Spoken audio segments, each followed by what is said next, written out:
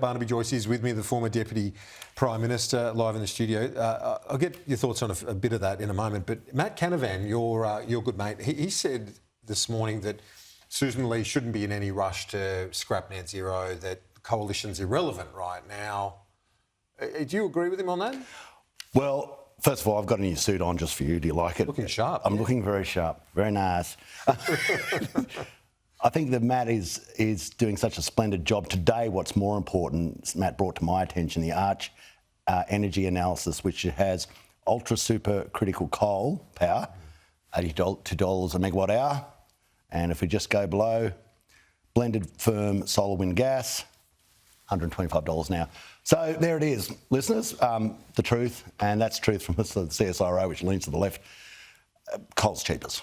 And I think what we are doing through this whole process, and it is gaining momentum, is giving the truth to people that net zero is a scam for the benefit of those billionaires and multinational companies which are making billions of dollars out of the Australian taxpayer in the first instance and out of the Australian power user and the pensioner in the second instance for absolutely no effect on the climate whatsoever. Your leader, or the coalition leader, I should say, and the energy spokesperson, Dan Tehan, says they're going through a process. They've got to honour that process with the Energy Committee and come up with their policy. Are you patient to see what that... I mean, obviously, you're calling for net zero to be scrapped, but are you going to listen to what that committee comes up with? Look, I believe that everybody has their right to follow whatever process they like, but the process that I believe is that this is not a binary outcome. It's not a case where you get to the end and say, well, we've had an inquiry, we're keeping net zero. We've had an inquiry, we're amending net zero. We're having an inquiry, we're having another inquiry. I want to get rid of net zero. My inquiry is the power bill. My inquiry is the pensioner being put out of their house. My inquiry is farms that have been overrun with transmission lines and wind towers and solar panels. They don't want me to go to inquiry. They want me to do all my endeavours to stop it now. But Matt Canavan says the coalition's irrelevant now and there's no rush to this. I don't know. Do you agree with him on that? Well, I haven't heard him say that, so I'm not going to... Okay. The statement of the coalition's irrelevant, I don't know about that. I would... Well, let me ask you something. How much renewable in the system is enough? Well, Kieran... Because obviously you believe there should be some renewables in the system. You've already got 42%. Mr Bowen tells you that. So it's not as if you don't have any. And I tell you what, Kieran, is this the truth or not? They're not renewables. Okay? Let's not call them renewables. They're intermittent. There's nothing renewable about them. They end up as landfill. They end up as landfill. And if you actually went through all the carbon that is required to make them and the steel and the coal, and when they're gone, you have to get more coal and steel to make them again, there's nothing renewable about that. It is a scam because they want you to say pretty words. Renewables, farms, net zero. I mean, the only thing that's going to be net zero, you're going to have net zero economy. But let's just clearly understand that the majority of the world's not participating in this. China, Russia, India, Indonesia, United States of America, they're not in, okay?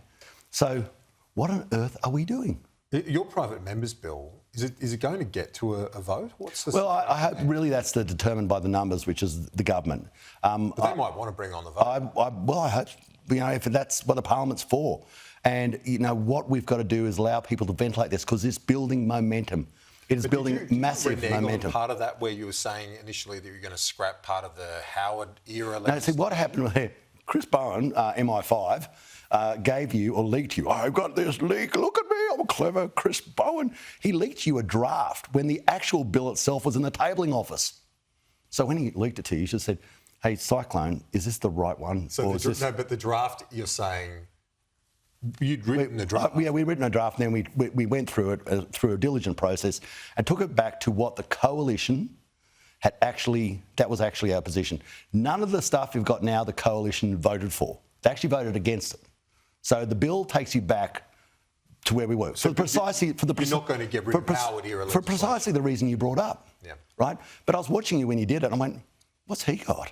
And then I went away and went, He's got cyclones wrong, Bill. But, Anyway. yeah, but who knows where that came from? Well, I'm not you gonna know where it confirm came from. It was an early part of You know where it came from. But you've got to realise an early draft of your bill. You changed it. You've got to realise that when You still want to get rid when of you're the whole dealing thing. with when you're dealing with Chris Bowen, you're not dealing with Sigmund Freud, but it's more like sort of Inspector Clouseau.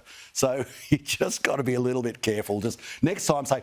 Hey, Cyclone, just before I read that, can someone duck down to the tabling office and get the right one? Yeah, it's on the tabling office.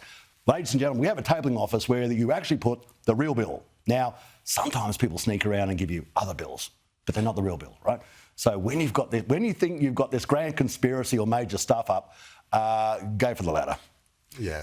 But I did ask you about it explicitly because I was looking the other day, and you said to me, "Yeah, we're getting rid." No, I was looking at you going, we're getting rid of everything that goes back to 2000. Yeah, but you did say that to me. Anyway, it doesn't matter. Ask you about the we've now corrected it. We've now corrected it. Yeah. Okay. Just quickly before we go, the beef ban being lifted. Andrew Clennell was reporting earlier that the government is not going to talk about private conversations. That it might have been discussed between the Prime Minister and US officials. Yeah. If the department was getting to the point of saying we want to lift the ban, regardless of the politics around it, can two things be true at the same time? The department went through its processes, and then Australia said to the Trump administration, "We're going to lift the ban." What do you reckon? I mean, do you reckon that this correlation seems awfully peculiar, doesn't it? And to be honest, it sinks to high hell. And the crazy thing is, Kieran, I'm a beef producer, so declare my interests. We don't really care about imports of beef, okay? We're doing incredibly well, and it doesn't worry. The imports don't worry us. It's just the process. The chief scientist process worries us. Barnaby Joyce, thank you. Appreciate it. Talk to you soon.